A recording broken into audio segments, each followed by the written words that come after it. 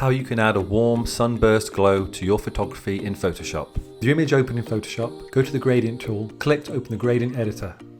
Here we are looking to make 3 points of white, yellow and red. Create a new layer, then select the radial gradient tool. Click and drag outwards from the brightest part of the image. Using the elliptical marquee tool, click and hold shift to create a circle around your gradient. Add a layer mask and click convert to smart object. Go to filter, blur, Gaussian blur, and increase the blur to around 130 and click OK. Change the blend mode to screen. Clicking on the original layer, create a new adjustment layer, curves, select red and increase the red slightly for more natural composite. Press Command and T to select your gradient to reposition. And there you have it, you successfully added a warm sunburst glow to your photography in Photoshop.